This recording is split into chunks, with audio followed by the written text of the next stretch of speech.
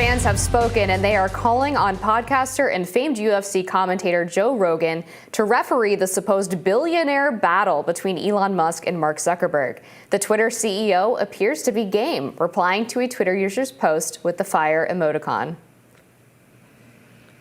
So to be clear, there's no real beef between the two, but excitement at the prospect of seeing the two tech rivals duke it out has been mounting over the past few days after Musk challenged Zuckerberg to a cage fight, a proposition to Meta's CEO was happily accepted, asking for a location. But regardless of if they actually both square up, both of these bosses have played it up on social media, taking jabs at each other, further fueling the fans. So Zuckerberg, Amber, has some jiu-jitsu training. He's 5'7" and 154 pounds. Elon is 6'1" and 187 pounds. I am all for this. I would love to watch this go down. Absolutely. When I said earlier on this show that I love billionaires doing stupid things with their money, this is why. Because the entertainment value, sometimes it's for good advancement of society and exploration. In this case, this is just pure down and dirty entertainment. And I don't think anyone is obsessed with either of these individuals. I know the right has kind of made Elon Musk their new Lord God or whatever. I'm not in that camp. I like what the guy's done for Twitter, but I wouldn't say I'm his biggest fan in the world. He's got some positions on humanism that I find kind of distasteful. But to see two big tech CEOs go at each other and do it in a physical fight, I think is hysterical. It's going to be incredible. To your point about their weight class differences, I would find it very, very shocking if Mark Zuckerberg had an iota of a chance in this matchup.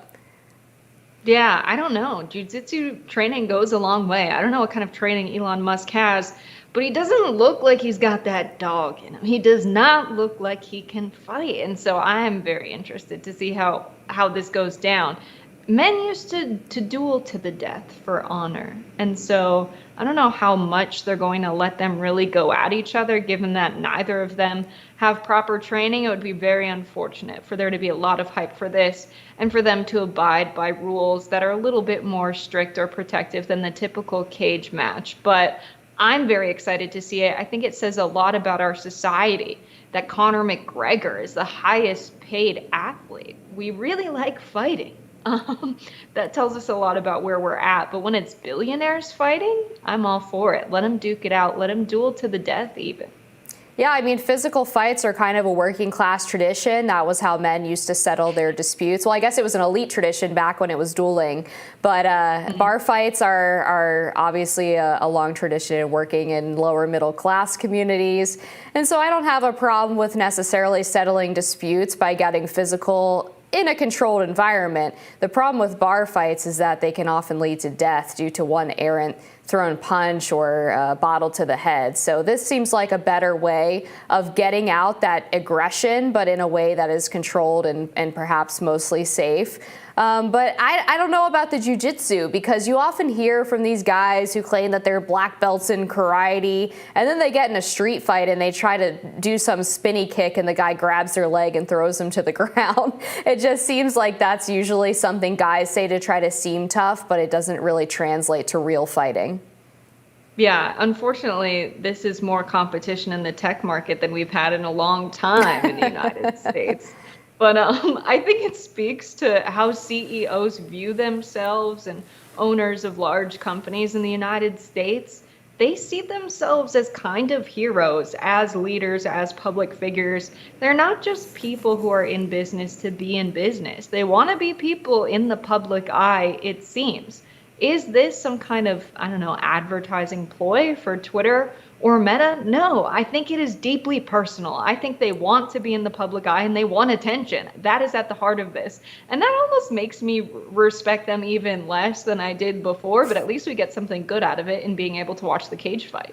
I think a lot of people are going to respect them less after they see the flailing limbs and pale stomachs that are going to be shown in the arena. But you mentioned the lack of competition in the tech sector, and it makes me think that there needs to be some higher stakes involved in this fight. How about if Elon Musk wins, then the metaverse has to be broken up. Facebook and Instagram and go their separate ways. Maybe if Mark Zuckerberg wins, he can maybe make Twitter change their terms of service to more abide by something that he finds palatable.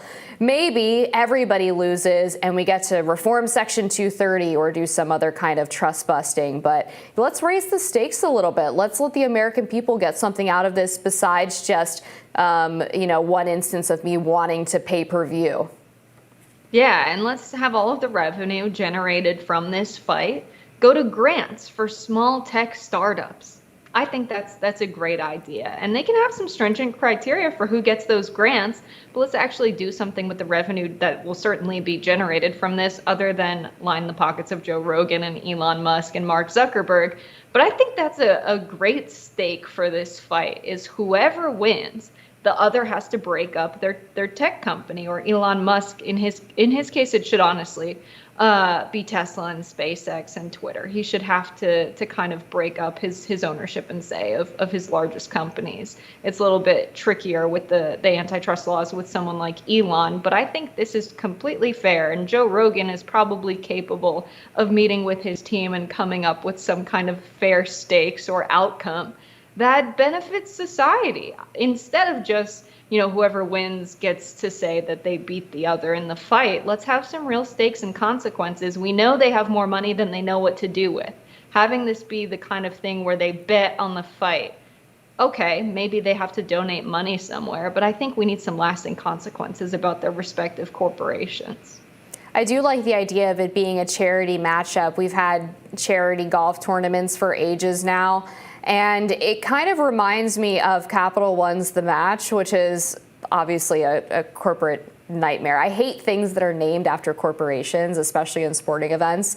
But the Capital One's The Match always has a couple of PGA Tour pros and then some celebrities. So in the past, they've had Charles Barkley play in it. I think they had Phil Mickelson a couple years ago alongside him, and it's always great entertainment. They have a Super Bowl winning quarterbacks, and these people have the opportunity to kind of take out these under the current grudges that they have just by being some of the best athletes in the world and kind of thinking they're all better than one another. So I'd like to see this in a more high stakes scenario, which is the physical violence aspect of this. There's also another twist in the scenario. Apparently Jordan Peterson wants the two tech giants to fight naked. I don't know about that. I think that we all should be spared the sight that would be, Jessica. And also, what is Jordan Peterson doing even suggesting that? It sounds a little gay. Yeah, Jordan Peterson, I think, why are you thinking about that? What's going on up there?